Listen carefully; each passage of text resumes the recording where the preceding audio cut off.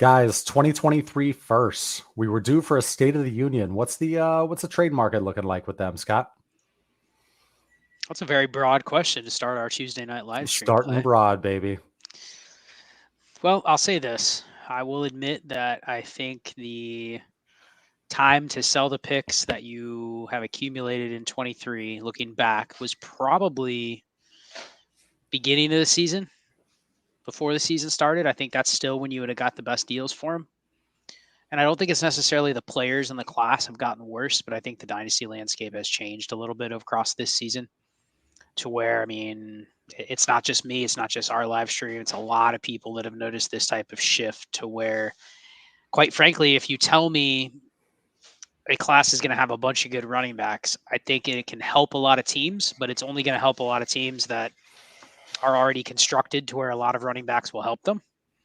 So it's beneficial to people that have kind of been roster constructing probably how we have for a while. Like, I'm excited to take a lot of running backs, but I also understand what I'm taking them for is diminished compared to what it might have been in the past. Like, I'm not drafting a bunch of running backs so I can turn around and trade them for wide receivers plus a first. Like that market doesn't exist anymore. It's actually hard to do that type of trade even at the very top of the running back landscape. Now, maybe that changes if we get some new blood in here and, we have 6 or 7 Ken Walkers, Travis Etienne's, guys that are on their first or second year, but they're already smashing or they're already valued at a point where it's like, okay, yeah, they're worth multiple firsts. But that's what we're looking at. Like, I think this class has the potential to have 5, 6 guys like that. But what does that mean relative to the dynasty landscape? All of a sudden, if you tell me I'm getting another Ken Walker, just say Ken Walker was in this class or Travis Etienne was in this class. That's good. That's a great 105, 106, 107. I feel good if I get one of those. It doesn't feel the same as when you got DeAndre Swift or J.K. Dobbins or Cam Akers just a couple years ago, right? And I think that's just the mindset of the dynasty manager has changed. Then you combine that with a quarterback class that's kind of become, I don't want to say it's not good, because I do think this quarterback class has a lot of upside, but also has a couple guys that are probably going to be starters right away, if not pretty quick. And I don't want to say that their ceilings are super high, but I think their floors are good. And we need that, because we've also seen the shift in dynasty with the quarterbacks where it's like it's the haves and the have-nots. There's like the top 12, and then it's like everybody else. And the problem again is we've had the last couple quarterback classes where, sure, you had your Trevor Lawrence and Justin Fields and whatnot, but are people going to buy in at the same value that they would have on those guys when they did? Because a lot of people got burned. So again, we're getting people that I think got burned taking the type of quarterbacks that are going to be in this class. Again, I want them. Yeah. I want Anthony Richardson. I want Will Levis. I think they have high upside. Does the market want them as much as I want to sell them? So I think that's missing from this class. I think it's a really good class. I think we're going to go back to my America's Game show a couple weeks ago where he had Shane Hallam on. We're going to have more players drafted in a dynasty relevant range this year than we've had in the last 4 or 5 years. So the first 3 rounds? Meaning running backs that go in the first 3, early 4th round or better, quarterbacks that go in the top 50-ish, receivers that go in the first 2 rounds, tight ends that go in the first or second round. We're going to have a lot of those guys. But are people going to buy into those profiles like they would have a couple years ago?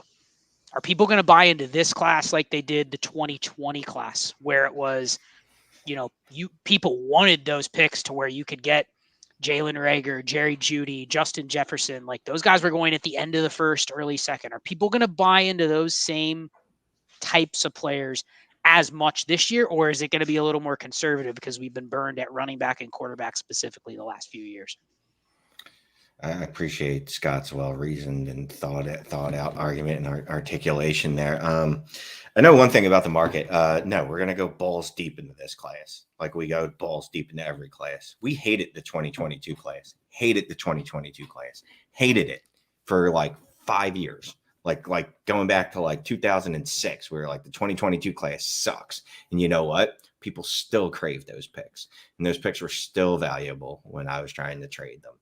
2023, as soon as we get we're a little fatigued because we've been talking about the class for, it feels like 2 years. A couple years. Right?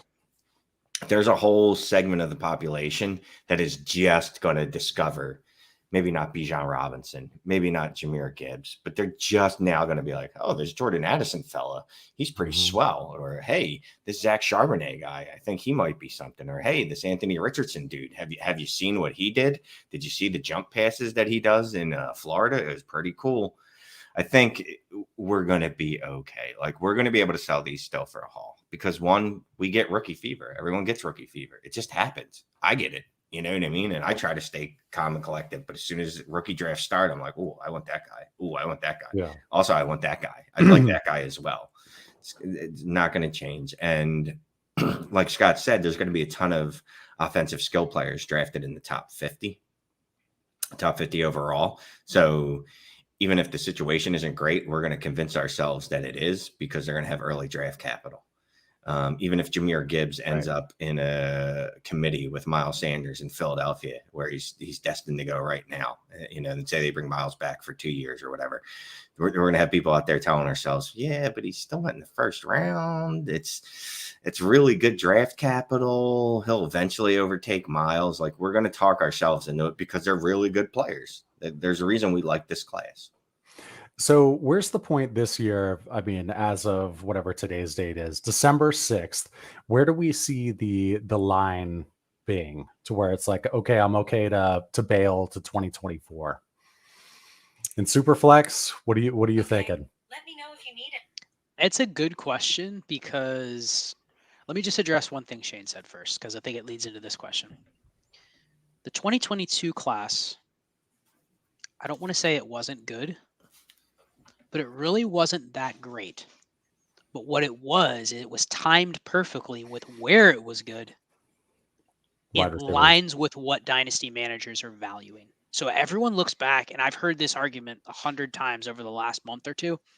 Well, we faded that 2022 class, but man, look at all the good receivers. Part of that is the dynasty community has embraced receivers heavier than ever before, which is why the 2022 class feels great. The talent in the 2022 class is no different than it was a year ago. It was really what is that worth drafting a good receiver if they're just a good receiver, because there's a lot of them, right? And I think that's where I'm kind of still trying to figure out where I want to go with this 2023 class, because the market doesn't like running backs right now. The market doesn't like non-difference making quarterbacks, right? But you're telling me there's going to be a rookie draft coming up where there's a lot of those available. Mm-hmm. So there's probably some value in saying, okay, well, I'm kind of going against the grain, which in theory I should be able to get decent value. And it's even if it's not decent value, I still want to buy into it at the market price because I'm guessing that the market is trending on being a little undervalued. So I kind of wonder if I think the cut line right now is because you're already hearing that the 2024 class is going to have, great quarterbacks. And then Boutte going back to 2024, it takes another player that pushes him into that class that even if he isn't any better than the guys that were going to be there already, it's just another name to make people go, ooh, I like that 2024 class. So I think it's probably somewhere in like the 107, 108 range if you really want to get a 24 pick. But I almost wonder if that's too low because I'm pretty sure we're going to get historical bang for your buck, better players in this draft than we did last year. It's just you're not looking at them as much as investment pieces. If you hit on Garrett Wilson or Chris Olave, you have an investment piece that you actually have a legitimate chance to bring to the table. If you take Chris Olave and 2 firsts, that's not an insulting offer to go get an elite quarterback, right? But if you have a running back, it doesn't guarantee that the person is even going to entertain it because of what you're holding. So I think that's the big difference. And I have to decide because I have a lot of teams that are like, they need running backs. They need a ton of them. So do I want to embrace this strategy? Even do I want to double down on the current value of the picks? I saw someone say in the chat that 23 picks are the cheapest they've been in a long time right now, because it's like there's people that are trying to get out of them for this exact reasoning. Oh man, this class is getting weak. The quarterbacks aren't good. All it is running backs. There's not good receivers. And you can tell people justifying getting out of those mid to late picks because they think they can get better stuff in 24. Jordan Addison's better than any receiver in this class. Every running back is better than every running back in last year's class. The quarterbacks every quarterback Bryce Young, CJ Stroud, Anthony Richardson, even Will Levis are better than every quarterback that was in the draft last year. So if someone wants to sell them cheap because they're trying to make the playoffs, good for them. I'll take their 23 first. At some point, you have to pick players at some point, right? We can't keep kicking the can and going, yeah, but that 24 class is really stacked. Now, again, I'm fine with splitting assets, right? But just a straight up like, all right, I'm kicking the 108 to next year to hopefully get a 104. You know what I mean? Like, I'm not going to keep doing that. At some point, you got to pick players, and you do have to show some conviction. And I'm fine. Me and Scott have built our teams very similarly. So it just so happens that we both need running backs. And me too. I like to build the way you guys do it. It's a super deep running back class. It's like so I'm this not is kind going of gold for how we like to build rosters.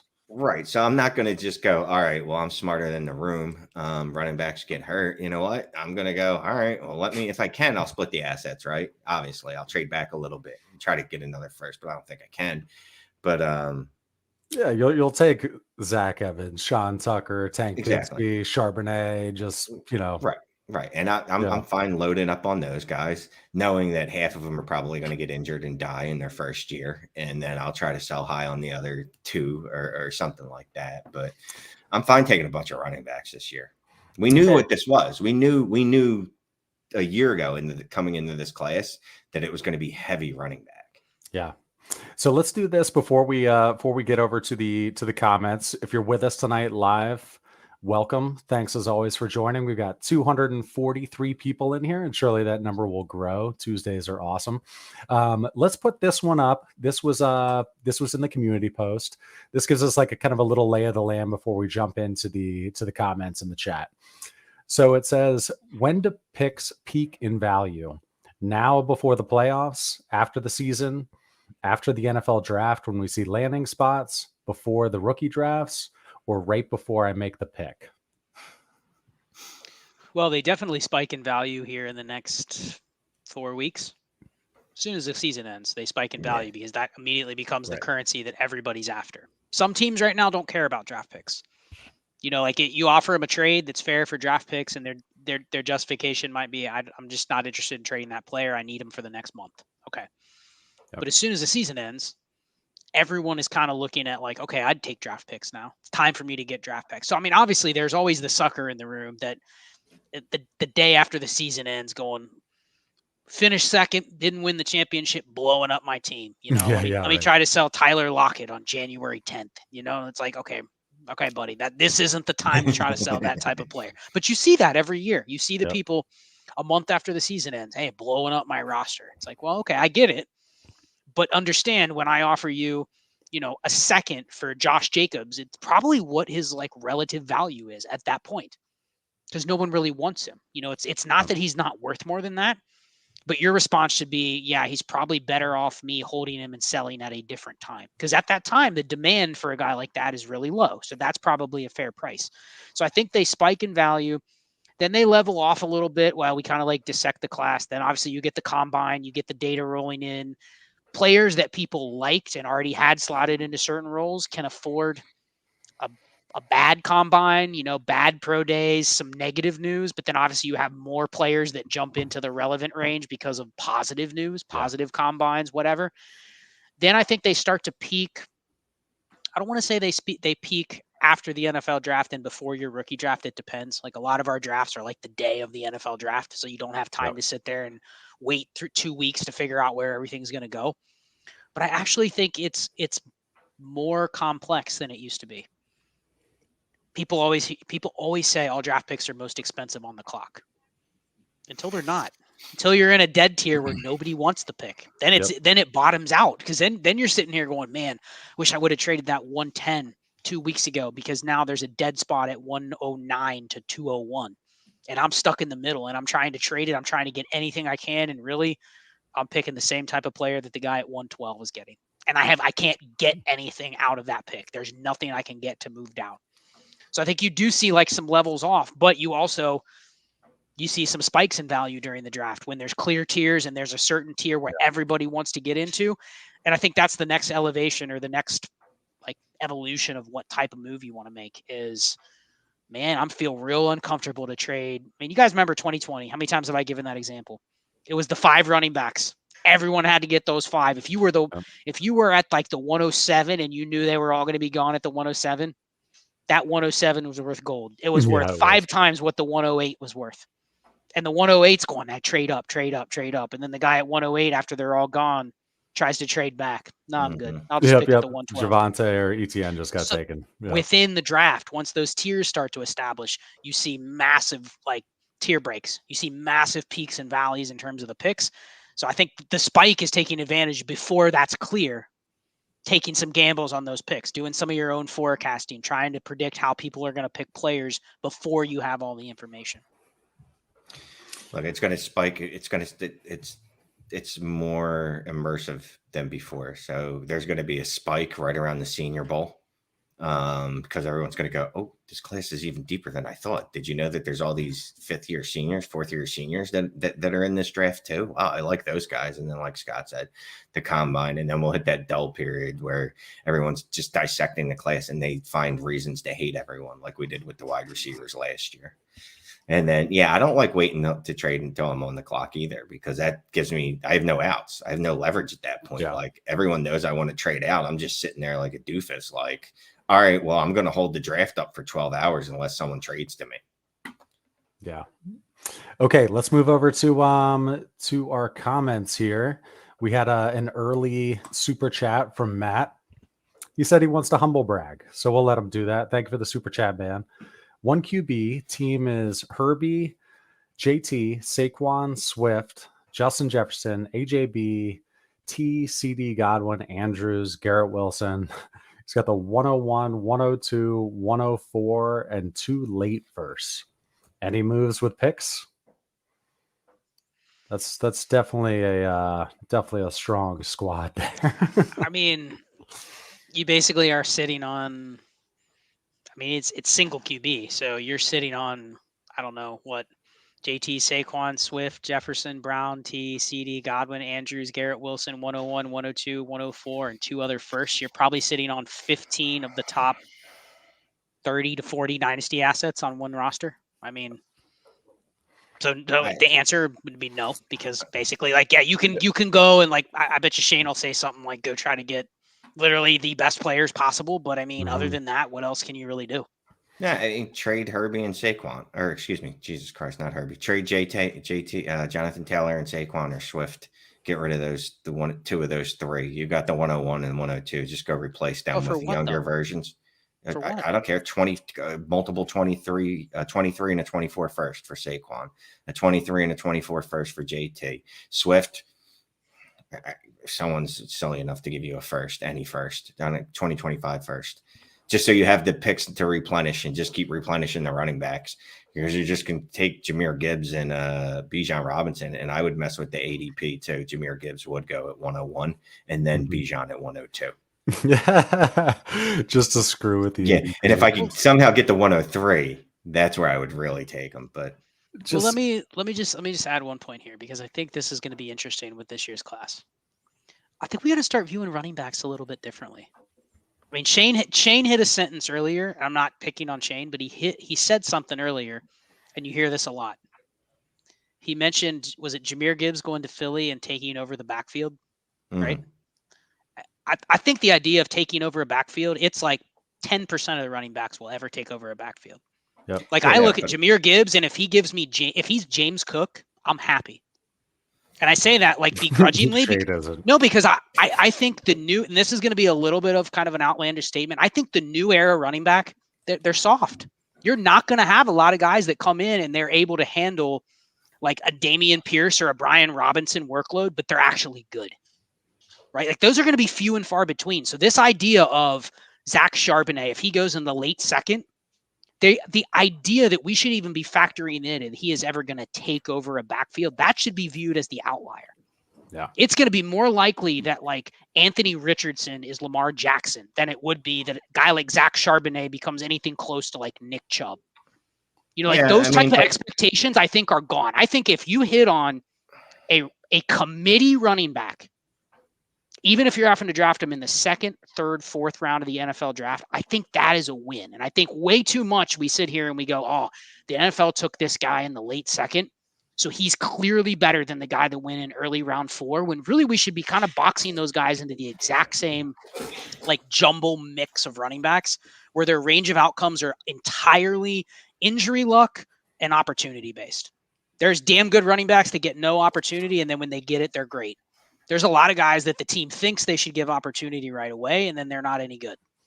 So it's almost like we're changing how we're thinking about running backs. And I don't want to be the guy that goes, okay, I know Zach Charbonnet is better than the 10 other running backs that are going within 50 picks of him in the rookie draft. I'd rather have 5 of the other guys and fade the one that everybody wants.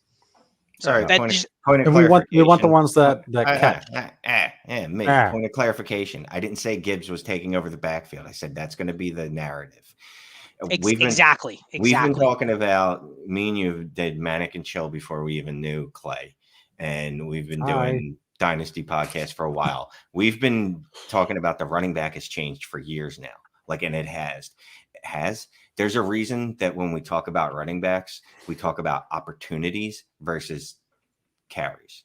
Everyone does it now. No one talks about, oh, he had this many rushing attempts. Even 4 years ago, it was, oh, well, he has this many rushing attempts. And it's slowly morphed into all we care about is opportunities, because it's obviously a target's worth more than a carry. But I don't need a running back to get 20 rushing attempts. But if they can get 15 to 18 opportunities, with 5 or 6 of those being targets, I'm completely happy with that. And if that's all that Gibbs gives me, I understand that that's the new running back one.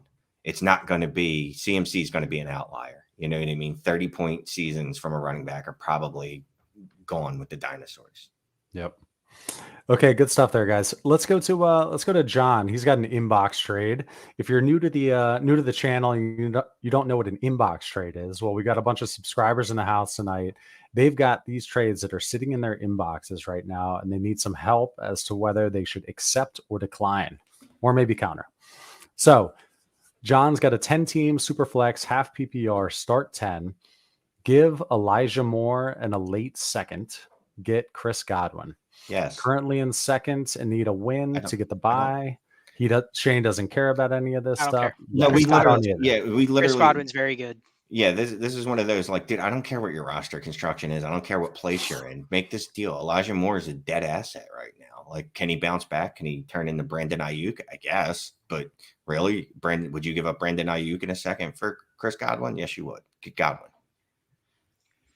Yeah, I mean, I ran some data on our Patreon channel. I did a wide receiver show, and I went through and looked at a bunch of historical data. And actually, we kind of overrated Elijah Moore's rookie year a little bit.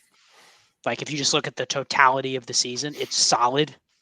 But, like, you compare it to, like, the rest of the dynasty landscape over that period, and he's really never should have been inside the top 24-ish. Really, so I think he's overrated a little bit just because he was young. We assumed he was going to take the next step, and everything that's happened has been the opposite. So I think he's viewed more, I don't want to say he's roster clogger range, but he's viewed more in that range than he should be.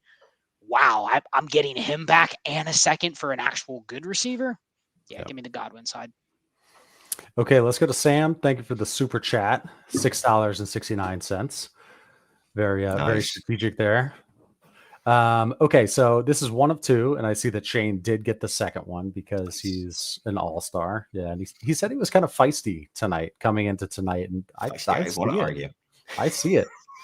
Let us know in the chat if you see the feistiness in Shane's eyes tonight. At Shane is the feisty on Twitter.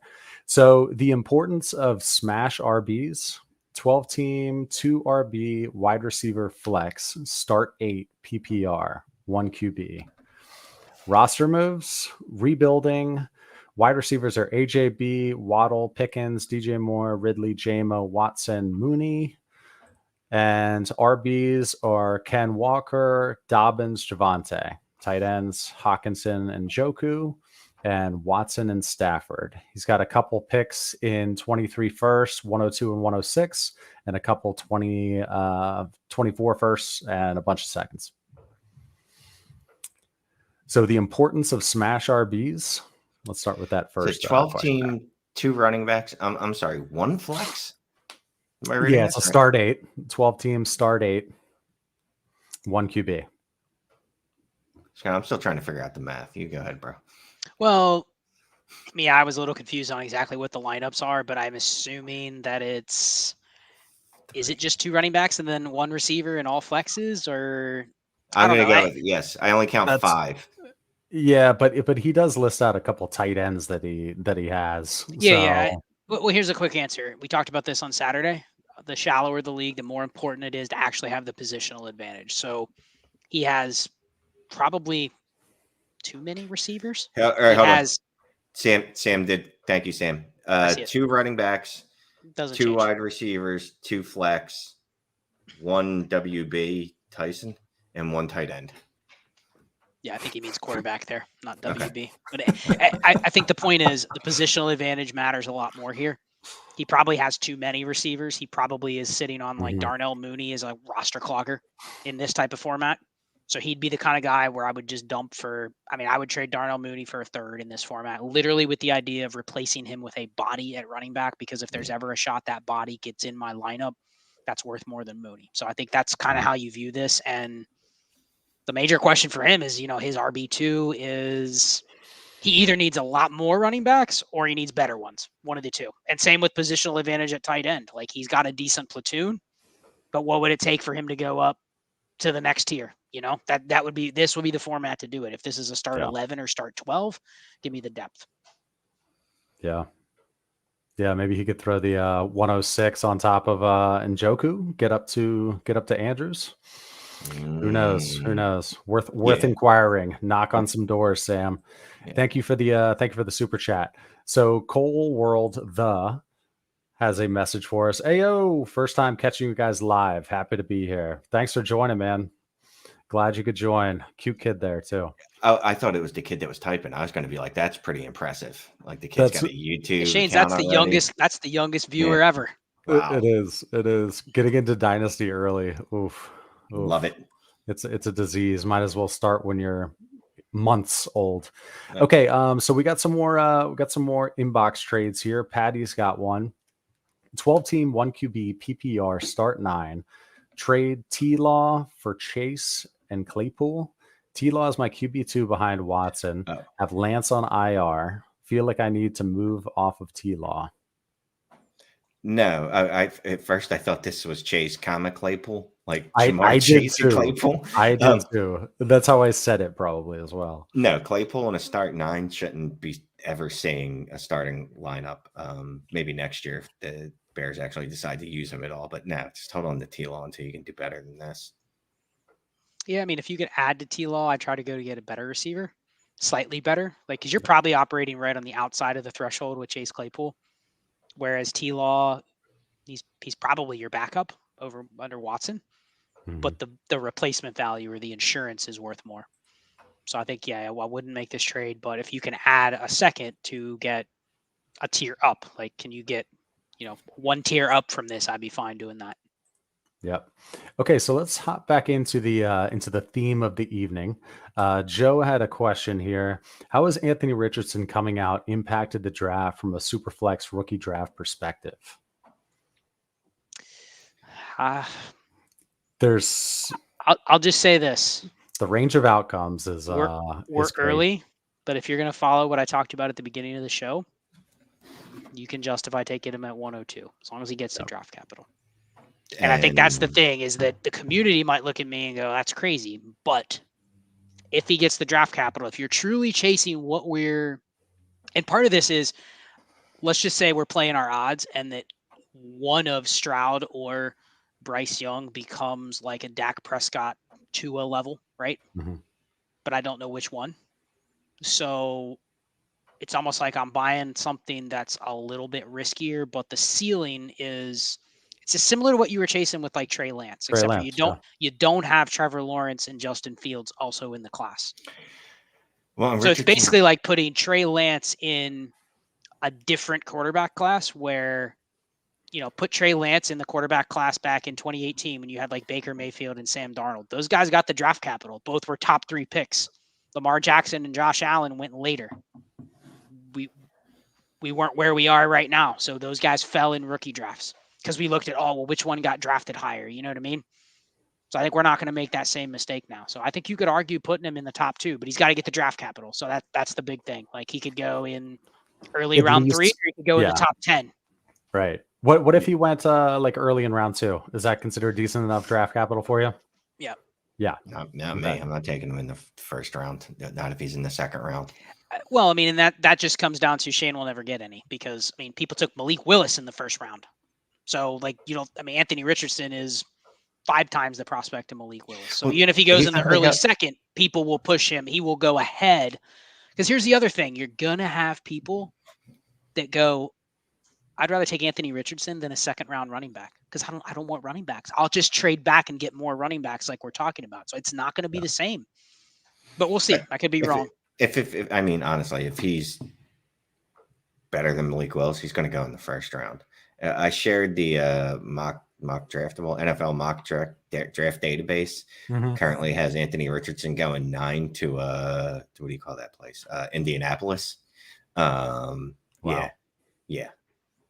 So I guess the real question is, if he goes in the top 10, but CJ Stroud and Bryce Young go 1 and 2, do you take him over those 2? Yes. The upside and the draft capital right there is bananas. And you're mentioning Trey Lance. He's a better passer than Trey Lance was in college, right? So like he's a more complete-ish quarterback. You don't think he is? He's terrible.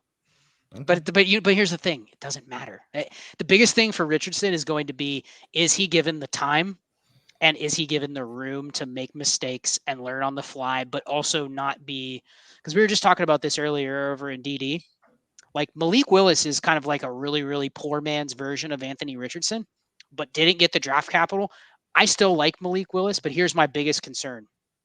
Doesn't it feel like his window is almost over at this point? He got his shot. They literally neutered him, didn't let him throw, and now Tannehill's back in. And it feels like the team is never going to give him the year window to just go out there and play. It's always going to be like micromanaging. When's the next guy coming in? You know what I mean? And that's the important thing with a guy like Richardson. He needs to go somewhere, and they need to be like, we're going to give you a 1.5 to 2 years, no pressure, and let him develop. Yeah, I mean, and some of that might not be he's even playing. And there's a different leash for someone that's drafted in the top 10 versus someone drafted in the third round. And also, as soon as Malik, that was his leash is done. Like, yes, Richardson can go out there and have like several Malik games, and he'll still be fine. Well, fine's a strong word. Well, let's say he goes in early round Zach 2. Wilson's it. Then his leash is going to be shorter. His leash is going to be shorter. We know that. Like NFL teams, draft capital matters to them. You know what I mean? Like if they spend a second, that's kind of a hedge for them too, to be like, well, if he hits, oh no, we really liked him a lot more than anyone else. And if he doesn't hit, then they can say, well, we were betting on the traits, and now that they didn't hit, we're gonna move on. Because it's not a first, you know what I mean? As valuable as a second is, it's not a first. It's not the glamour pick, you know what I mean? It's not the one that the NFL is hosting the first night of the draft. You only get that first round, right? They only do the first round. Yeah, they only do the first round on Thursday night or whatever. There's a reason for that. Yeah. Okay. Let's move on here. By the way, if you are enjoying this content and if you're in the audience, if you wouldn't mind looking down and hitting that thumbs up, give us a little like. Helps out our channel, helps out the algorithm, helps out Scott's neck, which is apparently sore. And just a heads up, Shane, I see Peter's got a super chat, but I don't see like a message attached to it if you want to bird dog that. There's a couple dudes in there that did that. Okay. All righty. Feisty Shane. Thank you for your hard work. Joey Cheesestick, thank you, sir. Start 10 Superflex, trying to get Waddle for my 102. Another owner offered me Brown and Mixon pre-draft for the 102 and a very late first. Loaded team, no running backs. Which Brown? Yeah, either Brown I would consider Marquise or AJ or Hollywood. I'm thinking AJ or Amon Ra. But oh Jesus, I'll take either of them. I mean, there's a whole plethora of Browns that I would take for that 102. Yeah, start 10 Superflex. Probably need a little context on which Brown, but if it's AJ or Amon Ra, I mean, it's not a terrible deal. All you're giving up in this trade is you're giving up the potential to get something different or better with the picks. Like you're giving up that flexibility that we talked about a little bit ago, but I wouldn't do this unless it's like these are the best players I can get. I need players right now for the next month. If it's just like a dynasty trade, I'm okay passing on this. Right. Who am I looking for again? Peter Donegan. Peter. Okay. Mr. Peter. Peter, if you have a question, you could just throw it in the chat now and help me out, bro. Yeah, you could help out Shane there. All right, thank you for the super chat, Joey. Appreciate it, man. Let's go to Joe C here with the super chat. Thank you very much. And he says, finally catching my first live stream. Well, welcome, Joe. Hopefully you enjoy yourself this evening. Appreciate you, Joe. Yeah, thanks, Thank man. you, man. We will move on to this one. We'll just throw this up because we were talking about Richardson. Andrew A. Love Richardson. He'll end up top 5 pick by the end of the draft process. We will definitely see. Okay, let's go to this one right here. I just saw an inbox trade. Okay, from Banish 3D. That's a pretty cool name there. Inbox trade, 12 teams, start 11, Superflex. It's a tight end premium, 2.0 for tight ends, PPR, Devi. Give Sam Howell, Kenny Pickett, Tyler Conklin, a late 23 first, the 201, Will Shipley, and 2 23 Devi placeholders. Get Justin Fields. See ya. Taking Fields? He's not giving up anything of value other than probably Kenny Pickett a little bit. The picks, Will Shipley, this is the exact type of player to trade because most likely the 95% of the time he's going to fall into that. Cool, he's a nice running back, but take advantage of the fact when he's like the RB2 or 3 in the class versus where he's going to end up in a year. So I'm doing this. This is like giving a lot of. Basically, there's not a piece that you don't like really want to give away. You're like, I can get all of this is replaceable for you. Justin if you've Fields, ever played in a Devi league, once you get into leagues where there's already this many players rostered, the key is having more picks than it is to have high picks. Like you can get away with having a bunch of thirds for whatever the last rounds of the least valuable picks are. You want to take your shots all the time. You may have to wait a little bit longer, but that's how you end up with guys that are higher end in those later rounds because as people are chasing guys they need to fill their team with the next year, it's like, okay, I'll just take a guy from 2025. Yeah. It might be the same or better player. It's just that you have to wait a year longer. And that basically what you do is do what he's doing now. Is like he's shipping off, he probably got Will Shipley when he was a freshman or before he even came in as a freshman, and he got him 2 rounds lower than a guy who's going to get drafted in the same range earlier. And now he's trading him for NFL talent. So I love it. Great deal. Good stuff. Okay, let's go to what's up, Shane? I was just going to say, I like Will Shipley, Christian McCaffrey's the second, but I'll still going to take Justin Fields. It was that Tyler Conklin. Shane didn't want to move him. Yeah, who's the other white kid that we thought was the next Christian McCaffrey? That's Max Borghi. What was right? that Max Borghi? Yeah, so he could be Christian McCaffrey, or he could be Max Borghi, or he could be I can't think of another white running back, John Riggins. How about Peyton Hillis? Peyton Hillis, that's who I was trying to think of. Okay, let's do this. So we do have a lot of subscribers, even though our Superflex is near and dear to our heart. We do have a lot of 1 QB players and awesome subscribers. So here was a question in the community tab. What is the value of late first round picks in a 1 QB league? So was the easiest way to do it is just take out Richardson, CJ Stroud, and Bryce Young. And then you're just, looking at the rest of the list and adding in a couple more RBs or a wide receiver. I'll slide Richardson down. Let's give Richardson the draft capital that we're expecting, top 10, right? Okay. At this point, we've already made him a top 10 quarterback. I'm drafting him in the first round.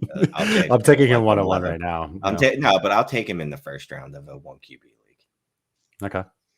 But I think you're going to see it's going to get very flat in the middle of the first and below. So it's really just pick your poison. And I also think it's going to be a lot of running backs. Yeah. So really it's, okay, I could probably trade a late first for a guy like Miles Sanders right now. And you might sit there and go, oh, he's not worth a first. But really what you're basically trying to hit on is the next Miles Sanders, but a refresh on it.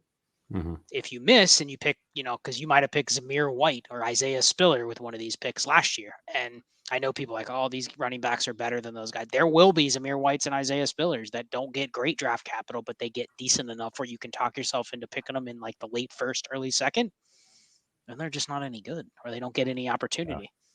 So I think it's just, do I want to, if I had a roster of a bunch of Miles Sanders, I wouldn't want to re-roll all of them for all picks and then draft all running backs. But I want to pick my spots. Like I'd rather have, instead of 5 Miles Sanders, I'd rather have 2 of them, and then take my chances on picking some new guys. But I don't want to just re-roll on all the running backs because I'm going to miss on half of them. They're going to become guys that just are just stuck and don't play. And Richardson's kind of the perfect guy to try to get in a 1 QB, right? Yes, yeah, I like that. That's we talk about all the times. Like you're trying to find the Mahomes, you're trying to find the Lamars, you're trying to find the Jalen Hurts, the guys that can flip a week on their own, right? Because just the top 6, they're top 6 quarterbacks. Like that's just their scoring is so much better than everyone else's. Yeah, I always think when you say that, put up crooked stats, or crooked numbers, crooked weeks. Yeah. Okay, good stuff. Let's keep on moving here. Zane's got an inbox trade. Let's help him out. 12-team Superflex, start 10. Give DJ Moore, get Dameon Pierce. I have CD Smith at wide receiver, but can slide Slayton into my wide receiver 3 and play Pierce in the flex over DJ Moore. I see Shane shaking his head as I was reading that. I can just see this. No, I mean, I would have made this deal in week 3 when, I'm going to get all the value out of Pierce that I'm going to get, but he's a 4th-round running back, and I fully expect him to get ethered in the next half year. So I'm not trading DJ Moore for 3 games. Mm-hmm. Yeah, I mean, this is one of those where if you really want to do it, it's a fair price because you're basically trading we're not going to even get into the DJ Moore debate, but we're trading a very good receiver in a not so good situation. And you have to put a time value on that. You can't say, how many more years are we going to wait for DJ Moore to get into a good situation? But you know what? It could flip. Like literally if it flipped and like, let's just say some random scenario where like the Panthers got, I don't know, Aaron Rodgers in the offseason. Like DJ Moore literally could go up and be a wide receiver 1. Yep. Like it's not a question about him. It's literally you're betting on the situation changing, getting better. How long is that going to take? But you also could say, if I believe in Dameon Pierce, like I'm buying the next David Montgomery, and he just is going to be there. He's going to be a 15 point per game running back for the next 2 or 3 years, but he could also, they could draft another guy just like him and then he falls. So, I mean, it's really has to be your roster. Like what he's saying right here. Yeah. I don't buy Dameon Pierce to put him in my flex. No, thanks. I'd much rather just not acquire him at this point. That's a good point. And he can side Slayton into his wide receiver 3. Yeah, I mean for like this week, okay. But from a roster construction standpoint, I'm not buying a running back like Dameon Pierce in week 14 to put in the flex. You know what I mean? Like that. I think that's where this type of question comes down to the application. Right. Yeah. Okay. Good stuff there. Zane, let us know what you ended up doing. Let's see. Let's go to this one right here, Mr. Wonderful. Hello, sir. Thank you as always. This is part 1 of 2. 12-team Superflex PPR tight end premium. It's a 0.2 point per carry. Start 11. Get Justin Jefferson, Deontay Johnson. Give the 102 a late 23 first, a 25 first, a 23 third, and a 25 third. Sold. Just do it now. I'll keep reading, but just do it immediately. Have Watson, Kyler, Lamb, London, Garrett Wilson, Freiermuth, 103, 104, 106, 202, and now JJ and DJ. Okay, so that's part 1 of 2. Dude, I love that you're just randomly getting Deontay Johnson in there. Like, dude, I pay that for just JJ, obviously. And then it's like, here's a free Deontay Johnson who's been bad this year, but has a history of being a top 15 wide receiver. Okay, so part 2 of 2. Grade the trade, whatever's better than A+. What to do with the picks. Okay, so 10 gave up the 102, right? So it has 103, 104, 106, 202. I mean, it's got CD, Deontay, JJ. Yeah, you just literally leverage every one of the picks for probably what he did with the 102 is like essentially, I'm guessing the person is looking at that 102 and saying, oh, I can get a running back or I can get a quarterback. That has to be it because they traded away 2 receivers for it. So they have to be eyeing like something. And so that, I think if you have the 102 to 103, like those are the picks where you are immediately going elite veteran shopping, like not when I say veteran, I mean like we think of elite veterans as like 24 years old, but like that type. Would you in this league put some of those pieces together and go up and get you 101, get you Bijan 0.2 point per carry? Shane would. Yeah, you already know. No, Shane would tack the 106 onto Kyler and get Jalen Hurts. That's what Shane would want to do. I'd try the 202 and Kyler, or now I'd try DJ and Kyler to get Hurts in a pick, maybe a second rounder. You know what else I'm doing here? Because he has so many assets. I mean, he basically has the FU amount of assets that he has laying around. Yeah. I'm going and buying another quarterback. Let me go buy Justin Fields. Let me go buy Lamar Jackson. I don't care. Give me 3 of the top 12 quarterbacks, and I basically locked in the most elite insurance you can buy. And I already have 2 good ones, but give me a third. Because now I'm holding a scarce asset that that nobody else in the league can match. And it's like, it's my extra third quarterback. So I'm going to buy a third one. If that's the market, if someone sees Justin Jefferson go for a 102 and a late first and you're tacking in Deontay Johnson, I bet you someone's willing to throw you, Justin Fields or Dak Prescott, Lamar Jackson, go get one of those guys. That sounds like a plan. Short answer is just do whatever you want. Yeah. Do whatever you want. Or don't get too loose with your money to where you spend it all and you get robbed, and then all of a sudden in 2 years you don't have enough anymore. Just buy young. Keep buying young. You've been left a trust fund. Spend it wisely, and you'll never be poor. Yep. Mel Brooks actually joined us tonight. Wow, I thought he was dead. Thank you, Mel. He's doing something Scientology right now, right? Okay, sup, fellas. Great channel. Thank you. 12-team, Superflex, start 9, tight end premium, first year in Dynasty. Welcome to Dynasty. Lamar, T-Law, Pickett, Drake, JMO, Hollywood, Judy, Mandrews, 0 RBs. In 2023, he's got the 101, 104, 108, 201, an extra 24 first and second. Start drafting RBs or not yet? Thanks. I'm definitely taking Bijan. Yeah, I mean, so 481. What the hell? He's got the 101, 104, 108, 201. And now he has 224 first. Yeah, so this is one of those like what do you call those? Like insta rosters. Insert running back here. You know what I mean? Like, yes, you're going to add Bijan. Yes, you could use one more high-end wide receiver because, we don't know Drake is actually going to be high-end. Hollywood, we know, is a top 10 when he plays, but JMO and Judy are meh. So I'm fine with taking a couple running backs, but I'm not going to pass up on a wide receiver. Like if Jordan Addison's on the board, I'm not going to pass Jordan Addison for the running back 6 of the class. Yeah, this is one of those teams where if we saw the rest of his roster, there's probably, because we see this all the time on the roster reviews, it's a core like this with a bunch of picks. But then the fear is I'm not going to have enough running backs, and I want to contend next year, but I don't have enough running backs. And so your temptation is to draft a running back at 104, 108, 101.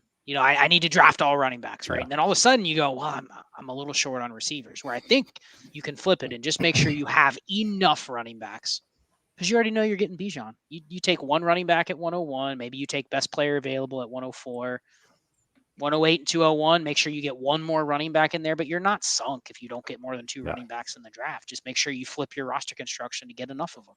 You'll be fine. Yeah. Okay, good stuff.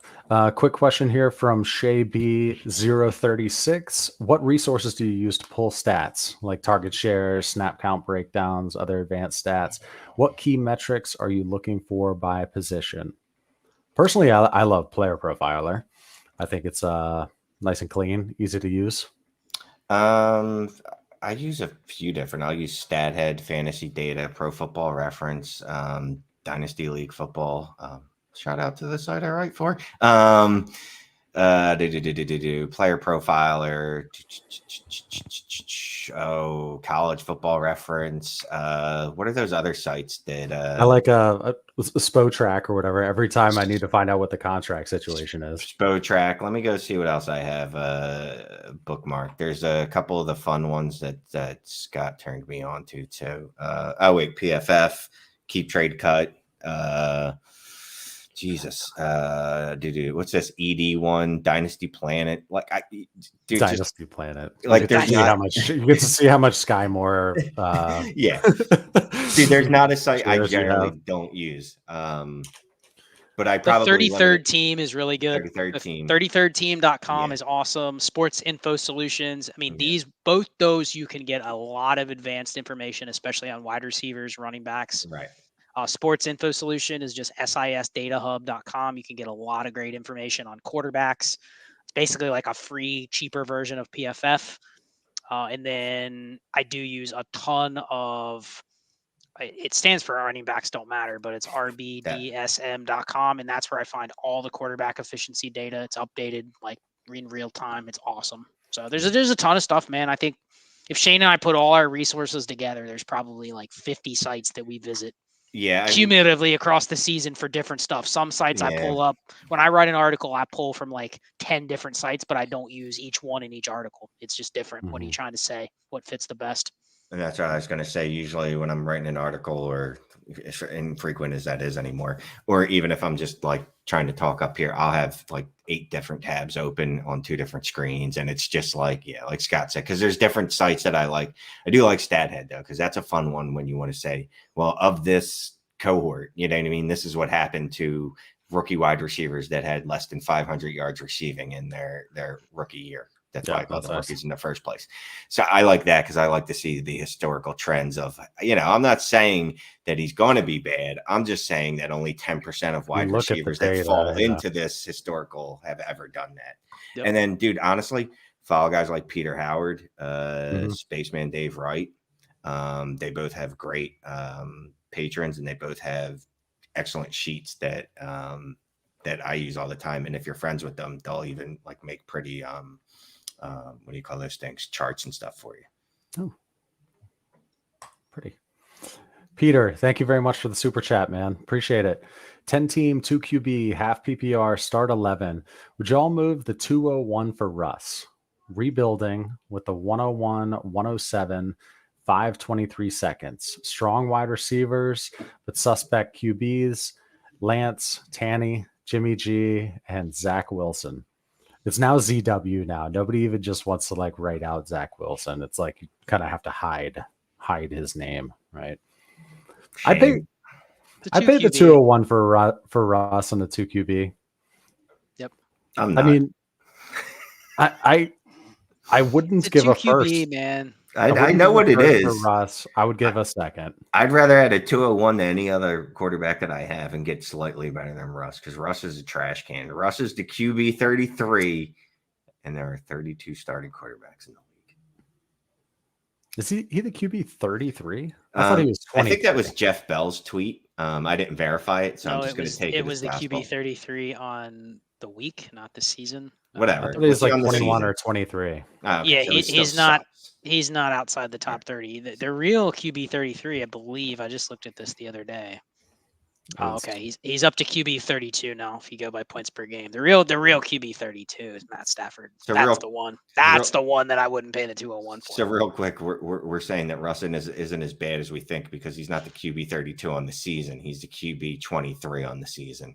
Yeah, I'm good. I'll stream Daniel Jones or whoever. Technically, he's the QB 30, so it's not much better. Yeah. So I would, Scott would, Shane would not move the 201 for Russ. And just so it's clear, I'm a long known Russ hater. In fact, so there is Scott is a long known Russ lover. Yeah. And I don't know what I am with Russ Wilson. Tonight I'll move the 201 for him. Okay, so we'll move that. Thank you for that super chat. Let's put this up here real quick. And yeah, let's watch the time. 53 minutes in already. We have 363 people. We've got 2 Facebook likes. So we've got Shane's uncle twice. 370 eyeballs now. Shane, we've got roughly 300 likes in on the YouTube, right? Everybody take a peek down. Make sure you hit that thumbs up if you're enjoying this tonight. We'd appreciate that. Our target share is significantly lower than that. Oh, really? I bet we're not at 200. We got to get to 200 within I the next we're minute. at like $1.15 or something. Bennett has a question. Drake London plus what picks gets Chase? So what if I throw Drake London and the 103 at you? Can I get Jamar Chase? How many starters? Start How bad 10. is my team? Start 10, your team is meh. Start 10, meh, you're giving me the 103 and Drake for Chase. No, I need a little more. Little more. Yeah, probably not. But So you know you're what? having a conversation. You're having a conversation. It's not, this isn't going to happen. There's something there. Yeah, like, dude, if you said London, or excuse me, Olave or Wilson, you might get them from me. Just saying. Yeah. Okay. It's at least the type of offer that I think the other person would have to. It's one of those offers you have to make the other person at least think. It's respectable. Maybe they don't accept it, but they actually think about the process a little bit more, and they go, yeah, I kind of like this idea. If I can pull even more than this, maybe I explore trading away a Chase or a Jefferson share. It's a good starting point. What about Drake London and 224 firsts or Jamar Chase? That hits the 3 first rule. Yeah. You're gonna stick with that. It's tough, but it technically it does. I don't love it. How much of a rebuild is this, dude? Like, there's teams where it's easy for me to say at face value, I'd be like, no, I'm not kicking the can to 24. But I definitely have teams where I'm like, nope, yep, we're good. Thank you. yeah, we'll take it. We'll do that. Well, the crazy thing is my timeline. I was looking back at some more numbers today, and I'm a Bengals fan, right? So I'm a little biased about their receiving core, but at the same time, like the ceiling for Chase, I know people always will say, oh, he's in the same breath as Jefferson. Jefferson's been a little better than Chase thus far, but the ceiling for him, if Higgins were to go away, is massive. Like I can't find another teammate like him where that has had a teammate as good as Higgins, but still is cracking the numbers that he's cracking, 28% or more market share with another guy there. So I think the ceiling could be like 3 years. We could be looking at like a Cooper Kupp, but even better in terms of like more yardage, like this year's Tyreek season, but better potentially from Chase. Yes. Oh, I had one I just wanted to highlight real quick. Ryan McDowell. Is Ryan McDowell in the house? Thanks for joining it, man. Hopefully he's just shouting them out. Ryan McDowell, the godfather of Dynasty Football. He's kind of a big deal. He's kind of a big deal. He's good guy. Good guy. Awesome guy. Great guy. Appreciate you hopping on if you are in fact here, because we got Mel Brooks here too. So hopefully it's the real Ryan McDowell. That's true. All right, let's see here. Let's go to this one. We already talked about here. Okay. Texan Wolverine. A playoff 23 first for a random 24 first plus blank in a standard 12-team Superflex start 9, trying to evaluate when and how much to ask for when re-rolling a pick to next year. So let's say it's the 110. You think it's going to be the 110. Would you trade the 110 for the 23 210 and a 24 first? Yes. Yeah, I think I would. All right, so I know you guys don't like in the ballpark. Here's the analogy, Shane. You have a $1 bill. I'm going to give you $1 worth of pennies. Okay. Same amount of money. It is. But how much do I got to add on top to give you the inconvenience of having to carry the coins? So it's not even that though, because it's just simple math, right? Oh, okay. Here we go. Simple math, and then we'll all be lost in the next 30 seconds. All right, let's hear it. What are the chances that pick is going to be better than the 110? Just simple. It's math. I know according to McNamara's research that in single QB, it's a random first equates to around a 105. So even in Superflex, likely more than 50% of the time, easy. Yeah. So that's the simple reasoning behind it. That's just the simple reasoning. It gets deeper, but I don't want to blow everyone's mind with my math. yeah. Please don't. That's awesome. Oh man. Yeah. Okay. So hopefully you got an idea, basically what we think you could get on top. Ask for more, man. You ask them for an extra 25% more money to carry all them damn coins. But if you have to do it straight up, it's still not a horrible deal. Yeah. Especially if they're coming to you wanting to move up into the 23 first, because that means you have the leverage there. You have them by the hairs, as it is sometimes. As they say. Yes. As they say. Norris Designs, thank you very much for the super chat. Rebuilding 8-team, sadly. It's all right. You can fix that one day, or join a new one. We're gonna do a bunch of leagues, right? 2 QB, Shade's eyes wide open. Yeah, you're gonna do more than you're gonna get rid of. Watch, we'll see. 2 QB PPR have Pitts and London, so I want to move one. Drake, 23 third, the 108, or Amari Cooper, a 24 second, and looks like, or 2 seconds, and then a mid 23 second. So let me clean that up. Which side would you rather have? Drake London, a 23 third, the 108, or Amari Cooper, 2 seconds, and a mid 23 second? Well, he's definitely undervalued Drake London. I'd rather have London. Yeah. But also, we don't have any starters. So unless this is one of those like, let's call it a 10. Well, I think the other night we had like an 8 team, but it was like a 14 starters. So, it actually made it a little bit legitimate to get extra pieces. But even if it's a start 10, I mean, the 108 and a mid second are the same thing. They're probably going to fall in the same range. Like in terms of the impact in such a shallow league, like I think it's almost like Drake London for Amari Cooper straight up. You get a couple extra darts, but that's it. Okay. And by the way, we still have this stray. Thank you for that super chat. We still have this stray one from Peter, and I know we did just put up a super chat with a question from him. You might have just hooked us up with another one because we couldn't find it. Just put another question in the chat, and we'll hook you up for this one. I want to make sure you are appropriately compensated there. Thank you very much. Okay, let's see. Stephen Hamron says, if the dynasty community has shifted to preferring wide receivers as currency over running backs, should we then start grading the strength of a class based on QB and wide receiver instead of QB and running back? That's a good question. I think you're going to probably still grade the classes based on the actual players themselves and how they end up. Because you got to think about it. I mean, how many good receivers can keep coming into the NFL before we start getting to like the saturation point to when the running backs will naturally become more valuable because receivers, there's abundance of them, right? It's kind of what we're starting to get to now. Like, could we afford to have another awesome receiver class come in this year, but then all of your Rashad Batemans and Jerry Judys still hold their value? Doesn't it feel like if we had another 2022 receiver class that came in, like those guys kind of just get lost in the cracks?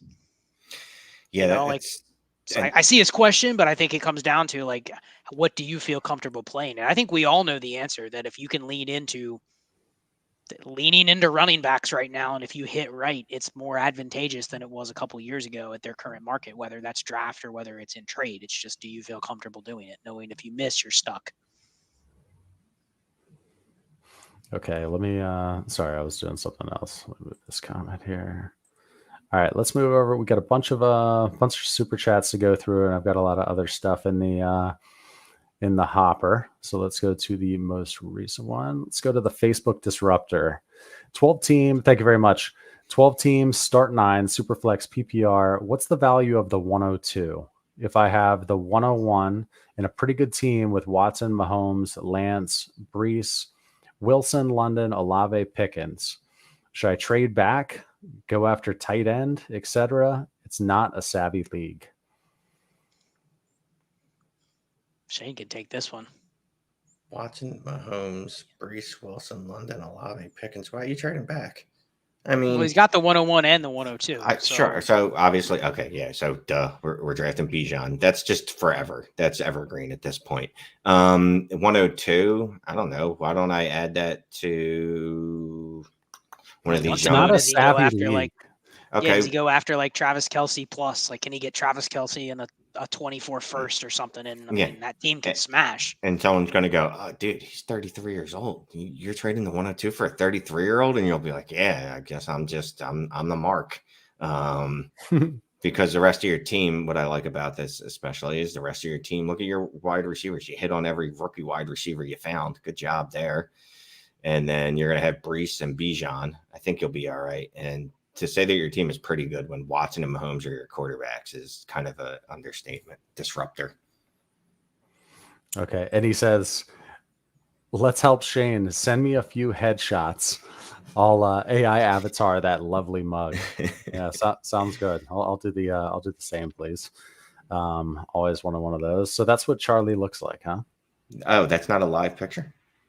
No, it's not. Wow, I thought that was an actual photo. Shane looking at the camera like there's some good one. Let's throw this on here too. A-Town wanted to congratulate Scott on his DD roster construction series. A1 stuff. Everyone should give it a listen. Also, congrats to all on the success of Trades in 5. Great stuff. And somebody in the comments the other day, just so I don't misspeak, Scott, was like, yeah, we keep hearing about Destination Dynasty, but we can't find it. It's on Destination Devi Radio on podcast, right? And then you are under that umbrella if they're to find your show, correct? Correct. So it's just Destination Devi. They have a bunch of other shows on there. Mine comes out every Monday morning. So we do that. And then they have another one that comes out Saturday morning. So if you like listening to me on here, you can find 2 other shows on there. So yeah, it's just Destination Devi, everywhere you find podcasts. Everywhere you find podcasts. Okay. Final strife. Inbox trade. 10 team, 1 QB, PPR, start 10. Give Christian Watson. Get a 24 first and Darnell Mooney. 24 first has a solid team. I don't like it, but wanted thoughts. I mean, Christian Watson right now, like, this doesn't necessarily sway me to get off of him. I don't know. I mean, Darnell Mooney doesn't matter. Yeah, right. Exactly. Like, he literally doesn't matter. So is a 24 first enough for you to kick the can? I think I'm going to hold on to Watson, dude. He has a couple more smash games like he's had this year. He doesn't need to do it every game, but he has a couple more. He's going to hit every threshold we want for a rookie, and he's going to go into the off season with that hype that they get. You know, those rookies get when they had a good rookie season, and I could probably get a 23 first, since apparently all you guys hate this class now. Yeah, the pick's 2 years out, but I think if I'm trading for a 24 pick, I need to look at the roster, but more importantly, I want to look at the manager. How do they run their team? If it's a team where I know they're already chasing their tail and they've kind of built their current roster and they're, you know, maybe they're in the playoffs, but I can just look at their roster and I can say they've built a lot of this roster on credit already. You know, I see a James Conner, Christian McCaffrey, you know, something like that. Like, that's the kind of team I like betting on their 24 first when I have an excess of assets that I can trade. And so that's the only type of deal. If I'm like, you know, this is a really solid manager, they're always in the playoffs, they're not going to make any rash moves to just blow up their team. Yeah, I'm holding Watson. Okay, moving on here. What time we got? You better start plowing through some of these, homie. Rip them, Clay. Yeah, I know. I've actually got a big real life meeting tomorrow, like real job thing. Hopefully that goes okay. Yeah, Shane doesn't. He says. Mike, thank you for the super chat. Hey guys, 10 team, 1 PPR, Superflex, have Fields, Carr, Jimmy G, Malik Willis, Aaron Jones, Kamara, Khalil Herbert, Dylan, Hill, Watson, Debo, Tony, Palmer, Goddard, and Waller. What should I prioritize with my 2 mid to late firsts? Could stand to have a QB2. Yeah, can I just I want to point out something to everyone, right? Look, I know we love this. We got 5 months until the NFL draft. You have 6 months until your rookie draft. There's still 6 weeks of NFL football left. There's going to be things that happen that are going to make you change your priorities between now and then. Free agency, injuries, retirements, etc.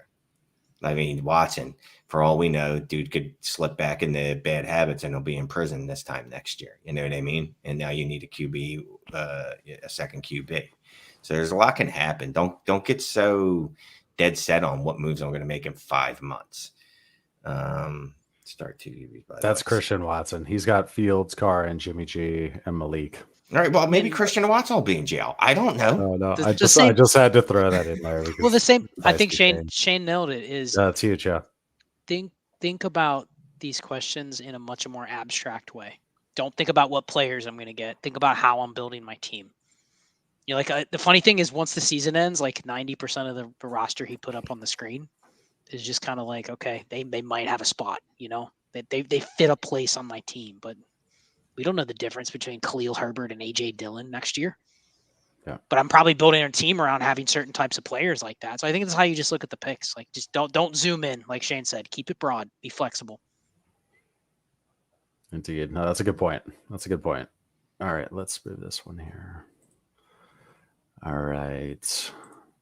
Is it too early? Tyler England asks, is it too early in a 12-team Superflex league to move off of picks that are, for example, projected at a certain point for 2024? If so, what's the cutoff? Example, 106, 107, 108, etc. Go ahead, Scott. No, I mean, we kind of already hit on this earlier with that being like probably the sweet spot. But again, it comes down to, what can you get later? Do you really want to trade your 107 for a future first right now, straight up? There's no leverage in that. If you hit on the wrong side of the tier, you probably took a bath on that trade. And the second thing is, I mean, look at the manager you're trading with. Like, look at your league. There's a couple people you just can tell by the way that they play that I'm going to bet against the way they're going to run their team. Like, there's a really good shot they're going to do something to screw it up. Like those are the guys I'm going after. I don't care if it's the 106 or the 109. Like, that's the manager I want to get their 24 first. If it's just a pretty solid manager that's had a good team for a couple of years, no interest in doing that. Garrett asks, got the 103. At this current moment, I got Fields and Burrow. I don't need a QB, but if I trade back a spot or two, the field will know why, and I'll get a shit offer. What should I do? I need running back. You can take this one, Shane. I know how you would treat that. I mean, then draft a running back at 103. Really? I don't give a look. If you can't get the value, a decent value to trade back, then you don't trade back. Like, if someone's offering you have the 103, and you're like, hey guys, the 103 is on the block, and they're like, all right, I'll give you the 112 and a second rounder. All right, well, blow me. I'm drafting a running back then here. Like, I get what you're trying to do. You're trying to like read other people's minds and like box them out, but or just sit there and let that guy dare you to take the quarterback, and then you just take the quarterback. Yeah, I mean, and then you just walk away, and you're like, "Cool, I'll see what happens." There's no pressure on you. Yeah, it's on the person that needs what you have. Exactly. Like, you just take what's best for your roster, and don't even worry about the other people in the league. Okay, moving on to. Okay, so we got Trevor here. Do we have a question for him as well? No, and I threw out. Okay. Trevor, pop into the chat if you had a question that you didn't attach to the super chat. Appreciate it, sir. Mike asked, do you think the 23 class seems to have been overhyped a bit, or are we already hitting the pre-draft time when people start to overanalyze? I think we're overanalyzing, and I think we're hitting that rookie fatigue a little earlier than usual, just because the class has been hyped so long. Like, you know what I mean? Like, it feels like we've known these names forever, even if it's just been a year in some cases. I think that's more of it than we've overvalued it. I will say we probably did overvalue what we could get in trades in season for them. But that's still, there's still 4 weeks left in a lot of my leagues that don't have trade deadlines, and that's still to be seen. But I think we might have overvalued what we could have gotten for them, what we thought we were going to be able to get for them. Yeah. I think we slightly overvalued the class, but we also slightly overvalued the makeup of the class and how that would fit in the current landscape. We talked about that at the beginning of the show. Yeah. Like, it's a great running back class, super deep, but that also just doesn't fall in line with what current demand is. So I think that's why you're seeing a little bit of lesser value on the market with the picks. Okay, we got a super sticker from Dave O. Thank you very much. I didn't see one there either. We'll try to dig it up. Dave O. If you there wasn't. There wasn't. Okay. Yeah, I'm telling. She just looks up the super chats and just looks back at the screen. Yeah. No, this is all the questions. If you're still in the house, put a question in, and Shay will grab it. Thank you, sir. Okay, let's go to Avatar here. 5 weeks after Brees went down, thank you for the super chat. 5 weeks after Brees went down, I traded JJ and Devonta Smith for Amon-Ra St. Brown, an early to mid 23 first and a 24 first. Since then, Amon-Ra St. Brown is a 2-point per game difference. Devonta is a roster clogger. I have Rashad Bateman, Ridley, Garrett Wilson. Is there another? What's the question? That's what I'm trying to figure Yeah, out. I think he's just bragging, bro. Do you think he's just bragging? Yeah. I mean, if it's not a brag and it's just a kind of a general like observation, I think you could say we need a little more context on Like, I wouldn't put Devontae Smith as a roster clogger, but if it's a start 8, then he's probably right on the fringe. But yeah, there must be a second part though, because there's not really a question. But it's not a bad trade. I mean, you got 2 firsts on top of the pivot down from, it's essentially like 2 firsts for Devontae Smith. Little gap between Amon-Ra and JJ, but not a bad deal. Yeah. It's a good deal, man. All right. I found Dave's question. You found Dave's? Okay, awesome. Thanks to the help of the community. Thank you, guys. 12-team Superflex, PPR, start 10. QBs are Lamar, Hurts, Willis. Running backs are Ken Walker III, Gibson, Dobbins, Hunt, Zamir White. Wide receivers are Wilson, Olave, DK, Pittman, Tony. Tight end, Andrews, and he has his own mid-23 first and 323 seconds. How should I play my seconds? Well, I mean, if he's going for, this goes right back to the pods that I did. This is the exact format. So he's probably a little shy on receivers, but he also has the flexibility. He has some picks. He has some extra assets. Like, he probably has the ability to go buy a couple receivers that round out his roster construction. If he's just stuck making the picks with the seconds, I mean, there might be a receiver you want to take, but I think we even overvalue some of those receivers that go in the second round. We sell ourselves on the Wan'Dale Robinsons and Jalen Tolberts and David Bells, and then they're probably like coin flips to ever be inside the threshold that you would talk about. So I think the value is going to be the seconds is going to be running backs. I think we already know that. So can you flip J.K. Dobbins for a threshold receiver? And that'd be a perfect one I'd hit the reroll on that someone might give you a value receiver for. I don't know. I end up always drafting the same thing in second rounds. It's running backs. You know what I mean? Unless there's a wide receiver that went in the first round that's not Velus Jones or Tyquan Thornton or someone that went abnormally high. And I'm just like, no, I don't care what the NFL says. That's just wrong. I'm usually just going to draft running backs there and fill up on them. Yep. Okay, let's go to this one here. Vince Thompson, thank you for the super chat. Thoughts on Claypool for a bottom 323 first? I think he's got more of a chance to be a Shane Hammer than Downs, Rice, Tucker, Evans, Michael Mayer, as there's almost no way the Bears get anybody else. I think that's a foolhardy guess. They have a ton of loot, right? They could buy anybody they want. And they could absorb any contract they want from any wide receiver that's unhappy where he is. And also, I don't think Claypool's worth the first.